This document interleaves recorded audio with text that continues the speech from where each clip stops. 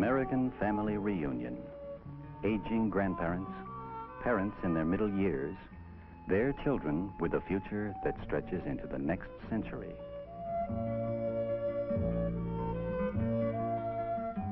And with them from the beginning, the invisible servant, energy. Energy has illuminated every waking hour of each member of this family. For 7 decades, this man and woman have lived the turbulent history of 20th century America. And for all that time, energy has helped shape their lives. They were born into a world that was being radically changed by a remarkable new machine powered by a movable source of energy, the internal combustion engine.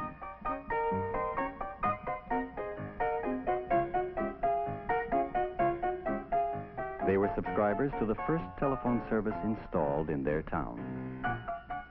They watched with excitement as electricity brightened their parents' home and lightened the burdensome routine of keeping house.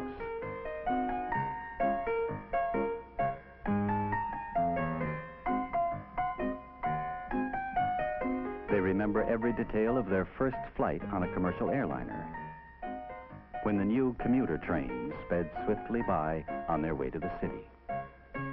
And they were entranced by the images that played across the screen of their first television set. These eyes have witnessed the endless parade of miracles that an energy-rich nation has brought about during this century.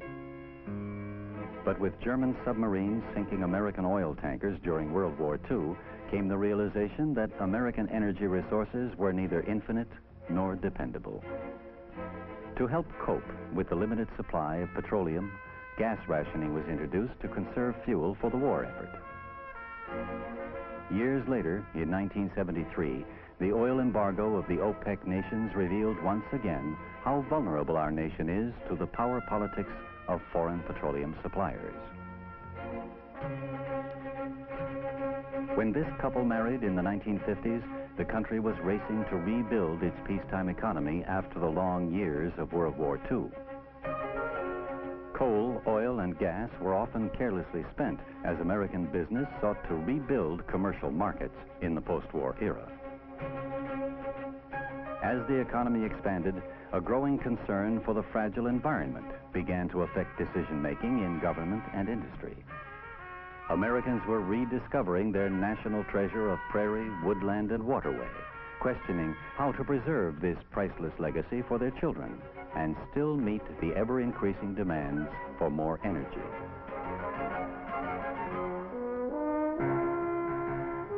Today, there is an energy plan, a many-sided effort to make the best use of sources of energy we now have, as we search for alternative sources to help us provide sufficient energy for the future. Conservation and fuel efficiency are the immediate objectives of the plan. These will bring the quickest results, for energy saved is better than any produced. Most of the poorly insulated homes in the nation could be made energy efficient in less time than it now takes to bring a nuclear power plant into being. To minimize our reliance on oil and gas, the energy plan gives a high priority to the development of a fossil fuel we have in abundance, coal. We are fortunate to have natural coal resources to last hundreds of years, but coal must be extracted without damaging the environment and made to burn cleanly to keep from polluting our air. Collaborating with the coal industry, IRDA is looking for the answers to these problems. Technologies that will make it easier for industry to convert from natural gas and oil to coal. Automobiles are the largest consumers of fossil fuels. IRDA and auto industry researchers are investigating a variety of techniques to reduce fuel consumption in engines and components. Electric-powered vehicles are now available and finding a useful place in the automotive scene. Free of fuel and pollution problems, they provide excellent short-range transportation. and ERDA's laboratories are developing compact, high-energy batteries that will give electric vehicles far greater range in the near future. ERDA, together with industry partners, is working on ways to improve technologies we know and to create alternative sources of energy for the years ahead. Superconducting cables to transmit large amounts of electric power more efficiently to our urban areas. Giant cryostats capable of storing enormous energy loads.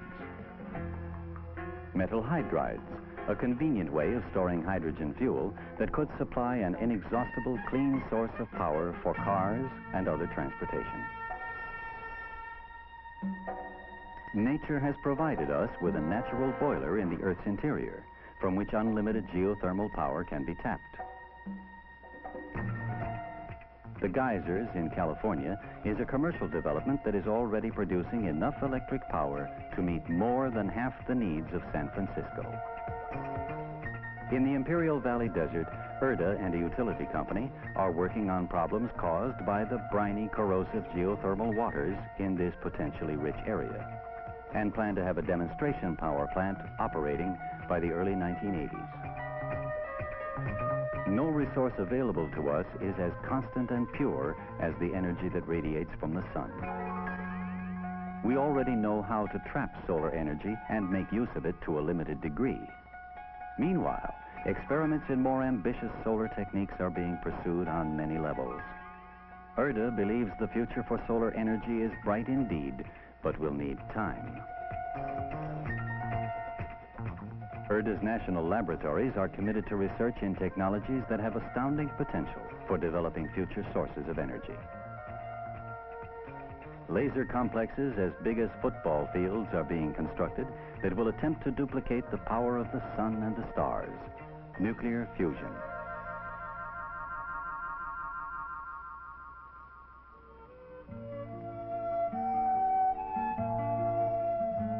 This child's country has begun to move from energy wastefulness to energy conservation.